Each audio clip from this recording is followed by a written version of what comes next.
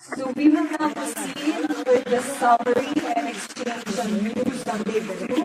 So may we invite on the stage Dr. Pega Amrit from the United Nations University and Mr. Dr. Abdullah Kanaan, Council Member of the Municipality of Saidan, Lebanon. Good afternoon, everybody.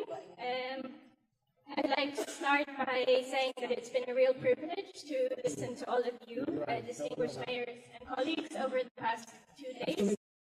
As someone working within a research institution, we always value these opportunities to listen firsthand to those of you leading and working on the ground with these questions every day.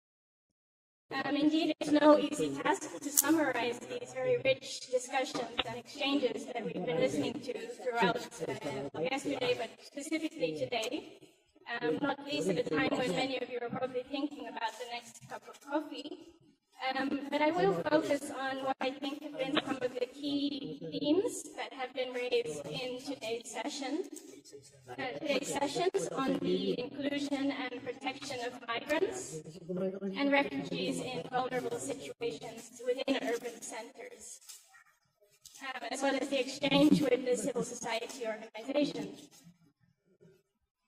Now, the morning and afternoon sessions have focused on the multiple crises that we are facing globally, climate-induced as well as disaster and climate change and conflict-induced, and how local governments are feeling these impacts most directly on the ground and firsthand, and it's very clear that displacement is ever more an urban phenomenon. So in terms of the first set of discussions that I think have come out quite a lot today that relates to the immediate challenges that local governments have to face in a situation of sudden, unexpected arrival. So the specific difficulties that local governments might be facing in terms of the inclusion of new arrivals of migrants and refugees. So we've heard about the vast housing challenges, we've heard about the invisibility of urban refugees in cities and therefore the difficulty in orienting and providing access to services for them. And in Jordan we heard about the resource strain, something as fundamental as access to water, but also the responses in such a situation. So how together, the local and national authorities have responded to the education needs, providing morning and afternoon classes for Syrian children, for example.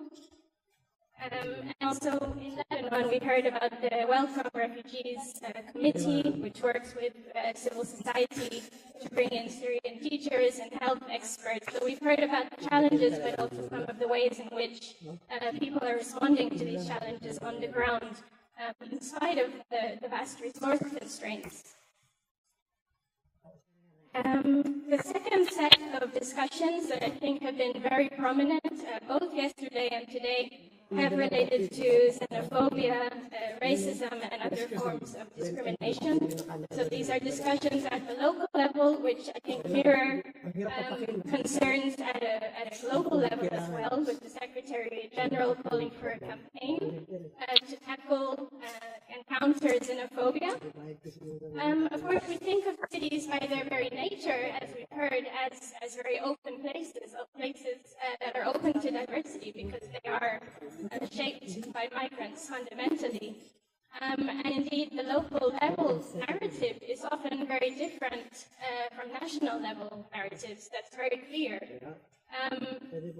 And we've also seen in a number of parts of the world the ways in which inhabitants have been moved by what they are seeing and reading about on the news, but also experiencing in their neighborhoods, and have acted to really open up their homes and to move towards action. And that's really something that we're seeing at a local level among local authorities as well as citizens, urban citizens. But cities are also the places where we do still witness acts of xenophobic violence, racism, and other vulnerabilities. We heard earlier about this darker side of migration and the ways in which vulnerable migrants might be taken advantage of by even border guards and police forces. So I think there's a lot that can be done at the local level to respond to these challenges. There's an interesting example from South Africa that was launched, I think it was last month. A university and a digital technology company launched a platform called XenoWatch, which is a platform through which people can, through email or SMS or the website, report incidents of xenophobic violence. And I think that's something that local governments can really support for it to be really effective. And we've also heard a lot of proposals from all of you on increasing the spaces of interaction in public spaces, working at the level of neighborhoods on principles based on interculturalism, because it's through these interactions in everyday spaces that we can really try to address the challenge of xenophobia and discrimination. And the third point that I think came out quite strongly is the ways in which migrants are really those who connect all of our cities around the world. We heard in the video from the Centro Filipino in Barcelona, the speaker said that we lead transnational and in fact translocal lives, translocal social lives. So for example, in that particular case in Barcelona, they work with the local government and municipality through municipal forums for the inclusion of migrants. At the same time as they seek to engage cities in the Philippines, their hometowns. And we also heard about the councils in Laguna province, which work in similar ways. So I think I'll just end with a final set of reflections in which I'd like to connect what we've talked about today also perhaps to the new urban agenda that we heard about yesterday. And the inclusion within it, as the draft currently stands, of this idea of the right to the city, which has been hailed as a very significant feature, perhaps a contested feature until now, of the agenda. But it strikes me that if we think of migrant inclusion in these terms, through the lens of the right to the city, this could be useful as we plan and make plans and visions for the protection and inclusion of migrants regardless of their status, in ways that don't fully depend on national authorities. We heard about this through the ID NYC a number of times, and I was also happy to hear mention of Sao Paulo a couple of times today, which I think has really developed a municipal policy for migrants enshrined in the principle of the right to the city, human rights, and non-discrimination. Of course, the challenge is now to implement what we see in paper, but we've already heard about these concrete steps, such as transport tickets for unemployed migrants, a vast increase in the numbers of language courses for migrants in the city as well. And maybe this right to the city idea also reflects what we heard about from Madrid, about the equality of access to services for all Madrileños, regardless of where who they might be. So I think that's some food for thought, but of course there's still a long way to go to enact this idea.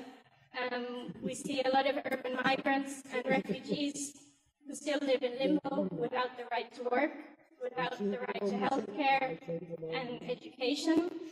And of course, one of the themes that has come up a number of times in the past couple of days is really the contradiction between the local will, the local desire to help to develop programs of inclusion, but of course the challenges in terms of strained coordination with national governments who are still determining a lot of what local governments can do in terms of finances, but of course resources and political support too.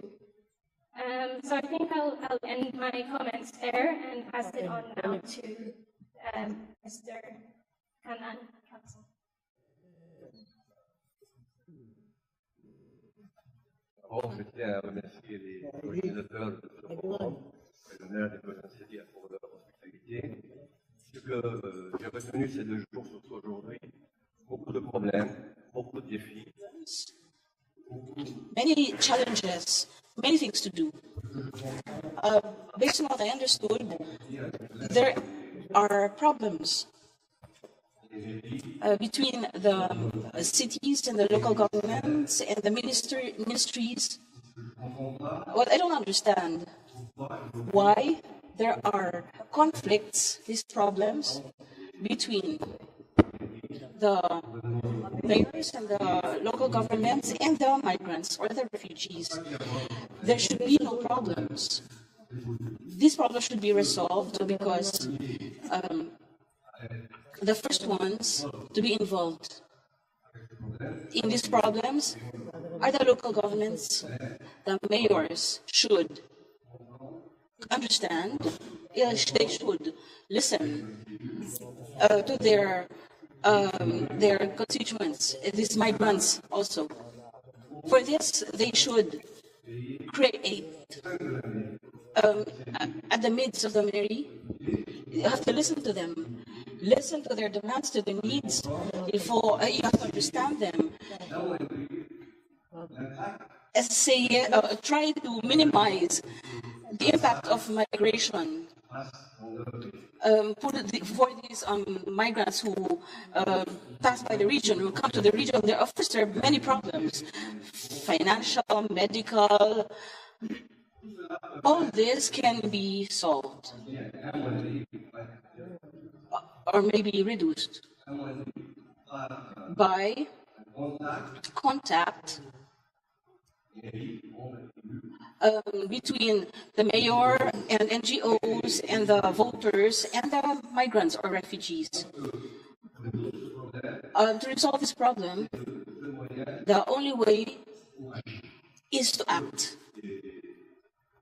Because I understand that there will be problems, political problems between the mayor and the minister and the state and the voters, the mayors and the migrants and the refugees.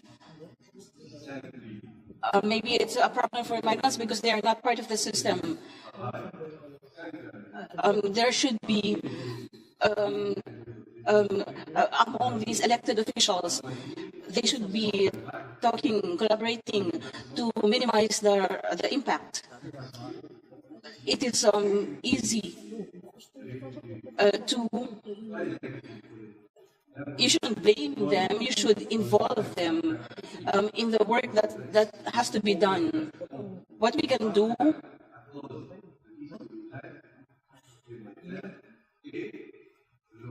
what we have to do is to ask them to participate in everything, in everyday tasks.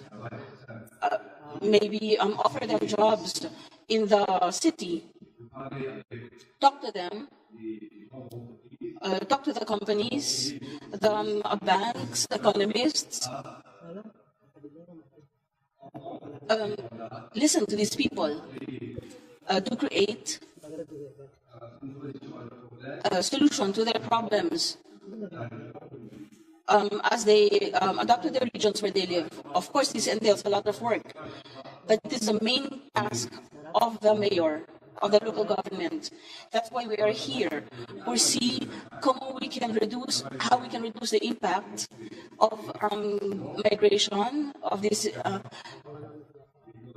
If we're going to wait for the governments, international associations, of course they're going to give us support, but we have to do the daily work in the cities with the committees. There will be this committee and this committee work, education, health. etc., etc. I believe that it is our goal today is to create a contact, a link between the elected members and the associations or groups, NGOs of the city or the village or the town and the migrants. And then we can maybe reach a conclusion to this problem and lessen the impact.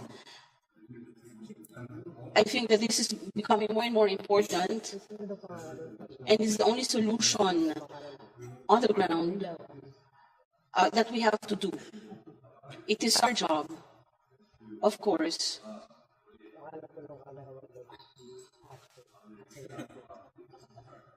We have to connect with international organizations, within the national government. The idea that I think you understood what I am trying to impart to you.